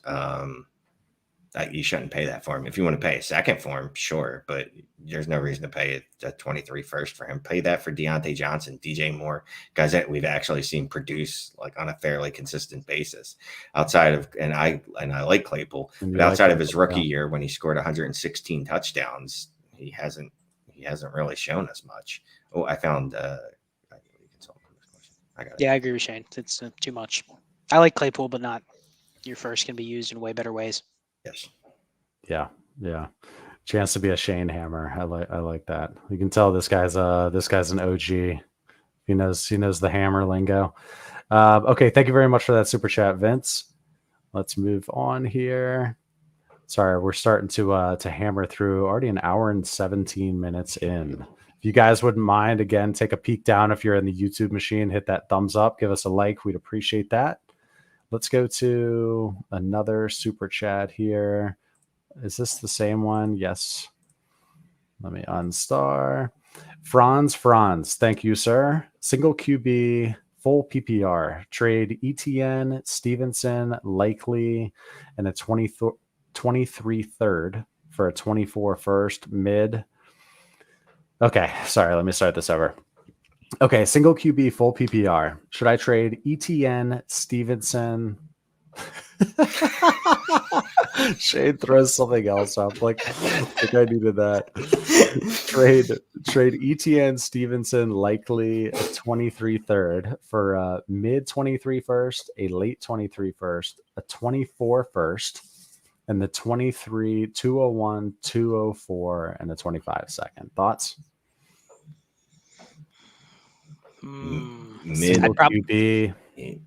I'd probably need more context, but I do feel like you're probably gonna have to be in the perfect spot to make this trade, aka like you need to split these assets and just accumulate more. But I actually think you could probably I would trade one of them and try to get the 23 and the 24. Even if I get the late 23 and the 24, I'd rather do that for one of them than basically give up a 2 for 3. Like I'd almost want a 2 for 4. Drop all the seconds. Give me maybe not. The problem is the guy probably doesn't have another first. So now we're dipping into 25. Yeah, and that's why he's throwing out multiple seconds. Right. Like these count as a first. Like, no, they don't. We're at the part of the trade where it's like, Shane, throw another second. Shane, throw another second. Shane, throw another second. Like I'll throw every second I have. Yeah. I would try to just do a 2 for 1 instead of do a 2 for 3. Yep. No, that's a good call. All right. Thank you, sir. Let's go to Justin here. Thank you, Justin. I'm having trouble getting 2 decent firsts for Lamar. Definitely not getting 3. This is a decent league. Mostly understand Dynasty. Is our league low on Lamar? This is my only share. Lamar not as good as Fields? ? Yeah, you just keep Lamar. Yeah, if you can't get 3 first plus for Lamar, then he's just going to be on your team, and he'll probably do well on your team. I would trade him for 2 firsts and Justin Fields. Oh wait, that's 3 plus first. Never mind. Yeah, that's like 5 firsts. Okay, that's like 18 firsts. I think all 3 of us would, in any league possible, we would trade 2 firsts for Lamar. Yeah, you're just going to hold on them. So he's having a terrible year this year, right? Lamar Jackson. He's the QB7 overall. QB7 is he? Yeah. It's like a underwhelming QB7 performance thus far. Okay, thank you, Justin. Appreciate it. Let's keep on rolling here. All right. I did find Ivy Leagues. You did? Okay. Good stuff. Thank you, sir. So Ivy League Consulting. Wait, did my super chats go through? No idea how that works. Did you? Yeah, he's got one in there. He's got one in there. Oh, here we go. Boom. There you go. Booyah. Yeah, he sent us a very, very nice super chat. It was a 1999 sucker and then another 99 cents. Just I think that might have been the one he was testing. Oh, okay. Yeah. And you guys did a roster review for him, I believe. Yes. 12 team, 1 QB, start 9. Quarterbacks are Watson. Wide receivers are Jefferson, DK, Cooper, Ridley, Judy, Sutton, and Peoples-Jones. Running backs are Sanders, Gibson, and Schultz at tight end. He has the 4th overall pick, 11, 12, 14, 15, 20, and 24. His question is, should he flip Schultz for Njoku and a late 2nd or early 3rd? Done, yeah, do you just take the free piece there? Yeah, I mean, essentially. I'd take Njoku for over Schultz. I don't even need anything else. You're getting a 2nd and another 3rd. Like, and you have Watson. It's a PPR. This is the range where if you can stack, it's just preferred over. I don't care who the players are. Give me the Watson and Njoku stack. I'll just bet on that. Good job. Good job indeed. Let's see. Yeah, he's got a lot of nice cluster of picks there too. With the 11, 12. And 4 wide receiver 1s, including Calvin Ridley. Right, Shane? Get him now. It's a pretty good looking team, actually. Yeah. Good job. Yeah. All right. Thank you very much. Appreciate that. Let's go to more so wanted to know what to do with all the picks. Okay. Let's go back here. So you got all those picks. What are you doing? Are you taking at least a few running backs just to keep that head count up? Yeah, because his running backs are Sanders and Gibson. And he's got the 4, 11, the 12, 14, 15. All right. So remember how we were just talking about throwing a bunch of seconds at someone and seeing if I can get a first? I'm going to just throw the 14, 15, and 20. I don't know what round the 20 is. I think that's still the 2nd, and see if I can get a first out of someone. If not, I'll go for a 24 first. Using the same. And that 11 and 12 technically will still say first on the title, right? Yep. So yeah, maybe those are the ones. Actually, those are the ones you try to get the 24 first for, and then you make the picks at the early seconds because really they're probably in the same tier. So if you want to trade out, I'd actually try to trade the 11 and the 12 because they're going to be a little more appealing. What if you trade the 4, 11, 12 for the 101 and something? Sold. I don't even need to end something. You don't even I'm need trading to the 4, 11, and 12 for Bijan evergreen. Yeah, in a start 9, 1 QB. Yes. Yeah. Yep. Let us know. This is why you accumulate picks, so you can do things like that. You don't do it all the time, obviously, because then you have like 3 players and you're like, I have 3 really good players, but nothing else. But once in a while, you just like, you know what? I'm getting Bijan and I'm just going to punch you in the face with him every week. Yep. This is from the NOLA. First time checking these guys out, man. My brother put me on you guys. Well, thank you for joining, and say thanks to your brother, although I imagine he's on here too, but glad you found us. Appreciate it. Thanks Hope for we're tuning in. entertaining and providing valuable Dynasty content to you. More than the Saints, that's for sure. Ooh. Ooh. Hey, don't shots disrespect fired. the Saints, man. I'm just Saints saying, are- I like Saints- good football, not the Saints. Saints are one of my favorite football teams in the NFL, man. They're giving the Eagles a top 5 pick. Yeah, right. Emerson asks, what's Olave and Garrett Wilson's ceiling / player comparisons? Player comparisons is that's not where I would want to go with this, but I think if they turn into in 2 years, if you've got another, I don't know, let's see, 2 years, you got another DK Metcalf, AJ Brown, like could have a top 5 season, could have a top 15 season, but you're going to be happy with them pretty much as long as they're still with under the age apex, because they're in striking distance of being, wide receiver 1s every year. So They're the exact assets you want in Dynasty. Yeah, I'm in love with both of them. It's funny. Well, Wilson obviously was my wide receiver 1. Chris Olave, I wanted absolutely no parts of, just so you don't think that I'm good at actual player evaluation itself. But both these guys, based off what they've done in their rookie seasons, are easily top 10 Dynasty wide receivers. I have them both in my top 8. So I don't, again, player comparison, I don't know, really good ones. Yeah.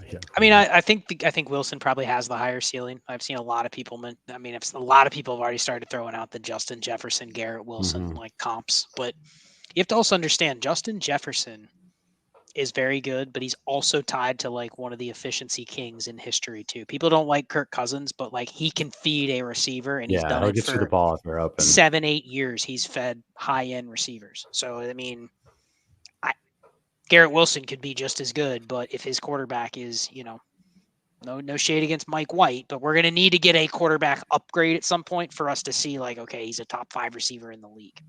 So. Yeah, I mean, look what Garrett Wilson's done with the quarterback play that he's had this year. He just gets a good, okay quarterback. Like it's wheels up, man. It's good for a rookie. I'll say that. Well, that's what I'm comparing it to. It's good for a rookie, yes. Yeah. But I mean, he's also lived on.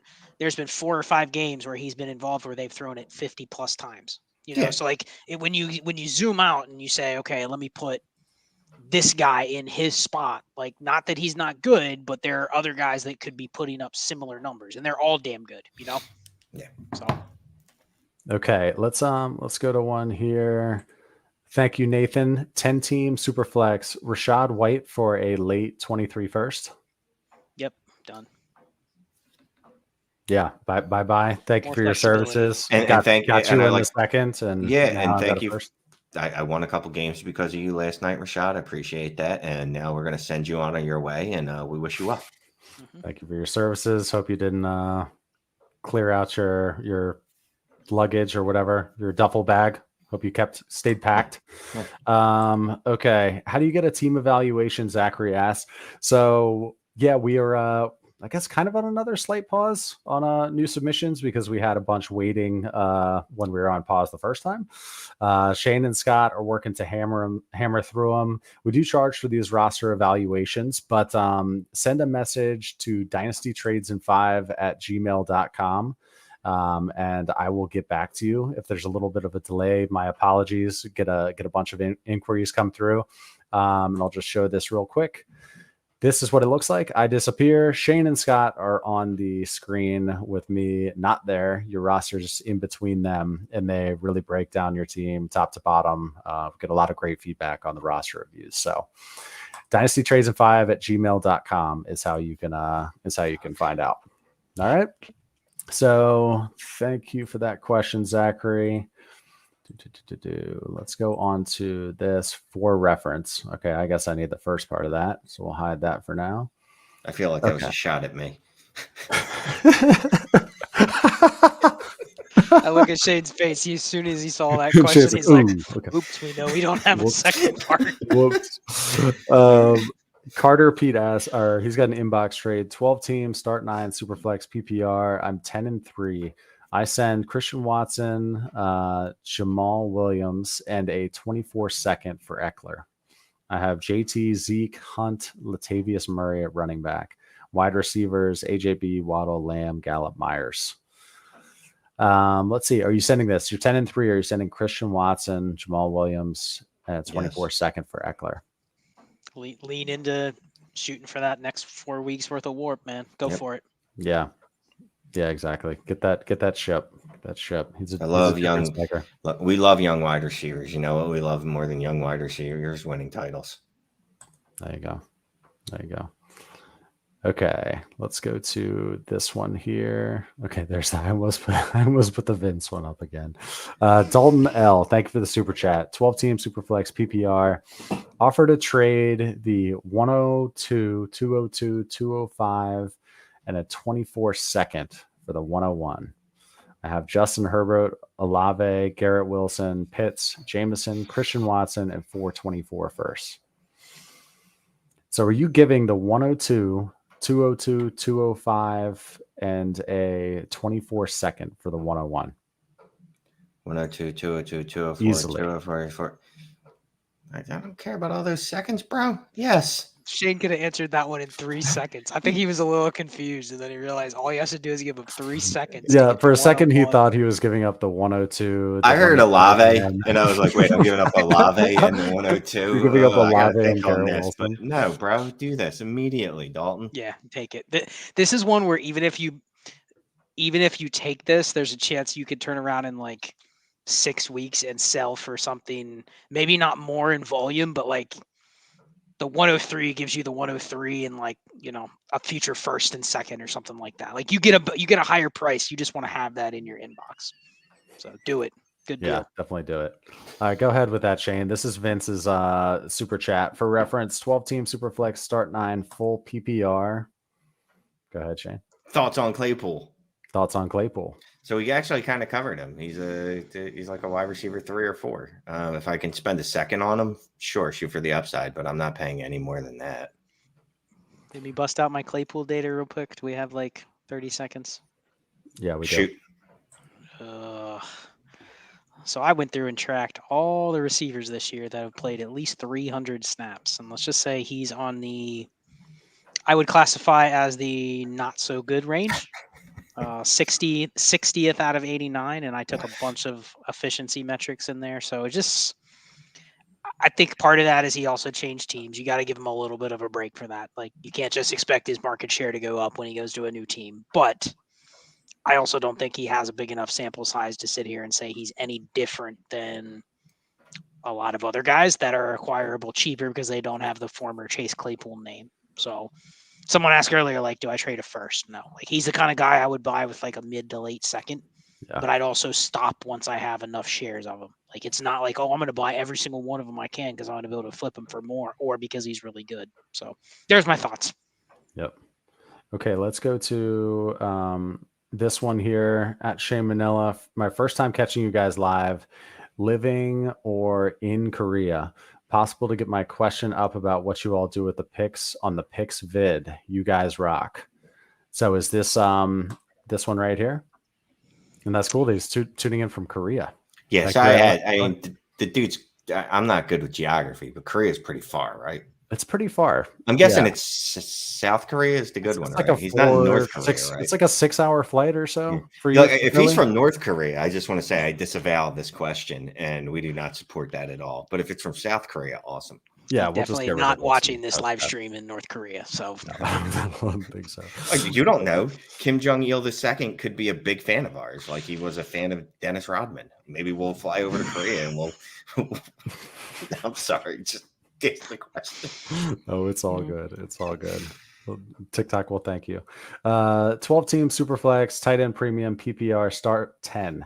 Recently traded the 101 Mac, Elijah Moore, and Richie for Lamar. Have Lance, Burks, Christian Watson, Wandale, Kmet, McBride, 105, 106, 110 to 112, and he's got seconds, thirds, and a couple firsts in 24. What to do? Well, first, okay.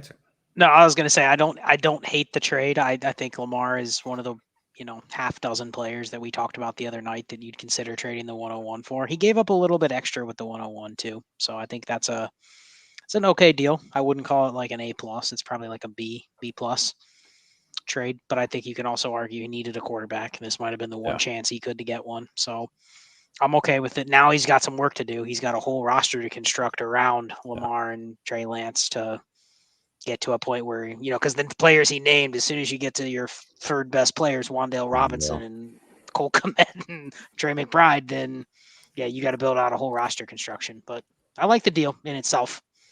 Yeah, I don't. Mac, it would be great having Bijan, but not with Mac and Lance at my quarterbacks. At least I'm locked in at quarterback now, at least at one position. You know what I mean? Like definitely locked in, and there's only risk at the Lance side, really. I'd probably, me being me, I'd probably go see if I can add to Lance, get to that 106 or something, and go get another quarterback that I don't have to be concerned about, or see if someone doesn't notice that Dak Prescott's actually been pretty smoking on fire this year, and see if I can get him off of someone for Lance and maybe a second or something like that.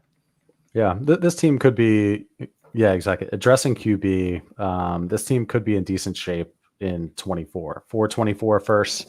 If you can get another good QB, you can make something happen. This is the kind of team where I would definitely want to keep my 24 first just in case. I wouldn't want to give up my 24 first. I'd want to have the keys to my own car there.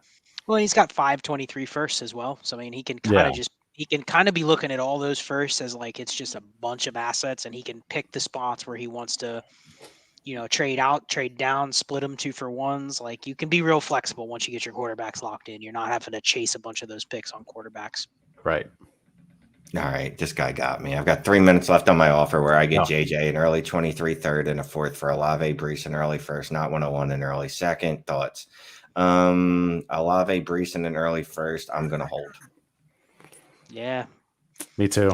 I think you'd even Olave and the 102, you might even take that over Justin Jefferson, right, Shane?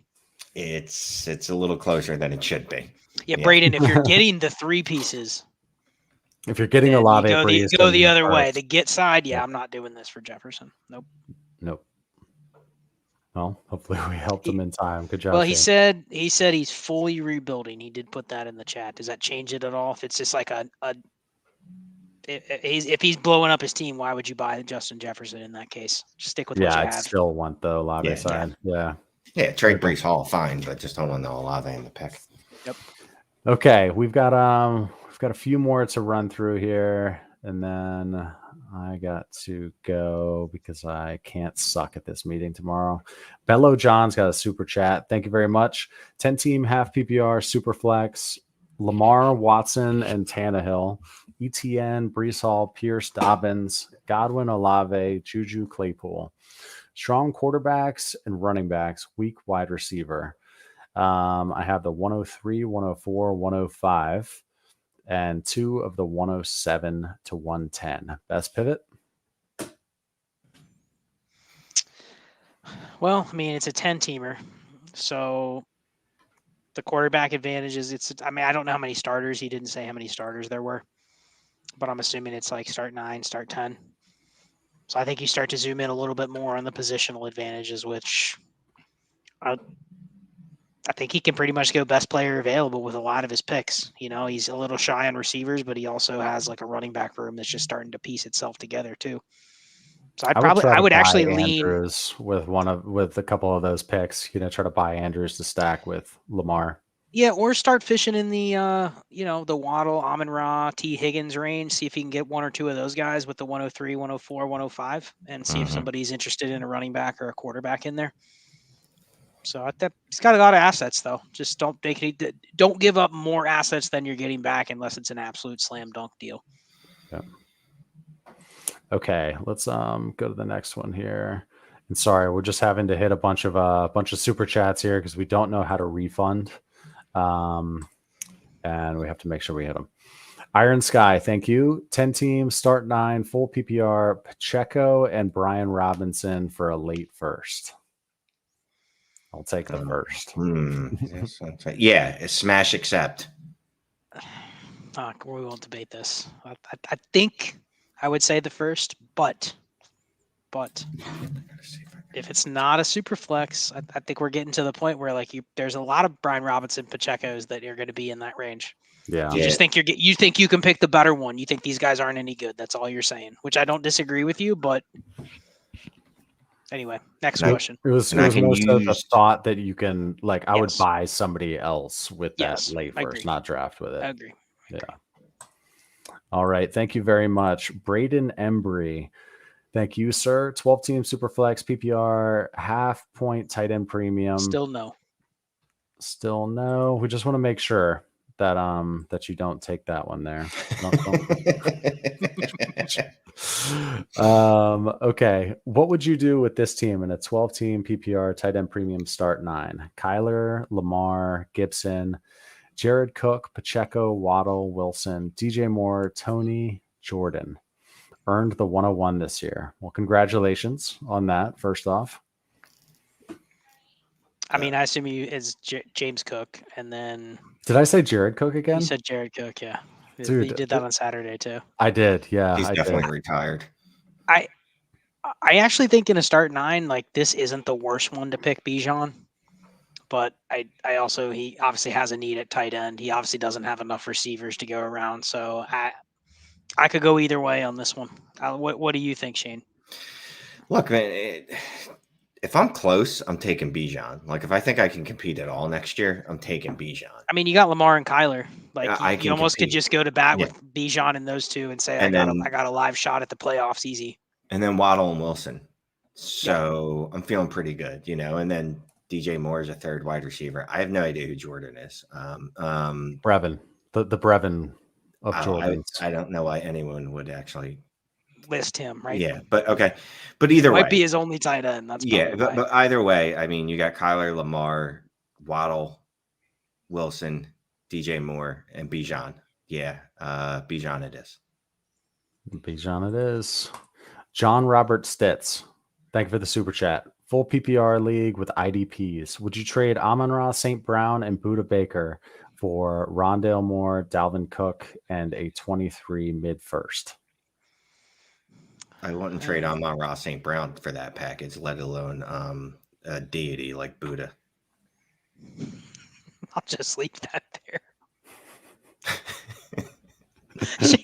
Shane hates IDP too, so that is a perfect answer from him. If you just do Amon-Ra St. Brown for Dalvin Cook and a first and Rondale Moore, if it's 13 starters, then okay, that'd be the only justification. But otherwise, it just feels like you're getting back some stuff. So yeah, I would hold. Yep. Okay. Let's move on to this. Thank you for that super chat again. Sorry that we're running through these guys. We have to eventually at hour and 42 minutes. Yeah, I gotta get a better chair. We could so easily. Yeah, I know, right? We could so easily do 4 hours, no problem. Oh, we're gonna do the massive stream on. It's definitely gonna be on a Tuesday. Yeah, the Tuesday crowd is awesome. We love the Tuesday crowd. It's the perfect time to do this. Yep. Inbox trade for Michael. Did we do this one yet? No. 12-team Superflex full rebuild trade Justin Jefferson, get Goff, Sutton, Juju, the 102 and a 25 first. No top. As you got further into the players, Shane's head shaking got more aggressive. You got to Cortland Sutton, and he was like, "Oh my gosh!" His eyes blew out of his head. Well, yeah, you tried to give me Sutton and Monty for Amon-Ra yesterday. Hard pass, bro. Yeah, this is definitely not. This is not what you're looking at.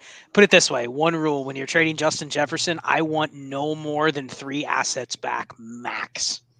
Yeah. And they have to, 2 of them have to be enough for me to trade him. The third is okay, sure, I'll take back a late first. I'll take back this random player, but it isn't, I'm not taking 5 quarters for $1 here. That's not even 5 quarter. That's straight up just 5 nickels. 2 quarters, 2 dimes, and a nickel. How about that? I'm getting 5 coins, but yeah, no thanks. Yeah. Nope. I'm getting 5 coins. Okay. Thank you, Michael. Appreciate that super chat. Guys, that's all we have. That's all we have starred. Another good Tuesday. All right, I got to do one more. Absolutely flew. Before Jackson the P. stream. Start 8 in position to score play a 5, but I'm flexing Slayton and Lat Murray over. Is it worth sending my late 23 first for a guy like Cooper? Oh, Amari. Kirk or McLaurin. Late 23, start 8, 12 team. In a position to secure a playoff bye. No, I'm going to pass. If you were Start already 8 half in the PPR, playoffs. no. Yeah. No. We'll just end the stream with us saying no a bunch of times. 12 team start 10 Superflex start in premium. Traded JT for Deontay, Cordero Patterson, and a 102. Decent chance 101 could take QB. How'd I do? Did I get enough for Deontay or JT? No, you did not. I mean, if 102 takes a QB, then yes. Well, but that's by luck of the draw. Like you got lucky because the guy in front of you, like that's like. Yeah, but you know what? 102 might get him to 101. Her first husband easier. died. You didn't have a lot to do with that process. You know what I mean? Like it just happened. Right. Okay, that's it. I'm sorry. All right, guys, we are out. Thank you very much for joining, and we will see you, I guess, on Saturday. Is always the plan. Thanks everybody for showing Appreciate up. y'all. Appreciate everybody. We will see you again soon. Later. Hit the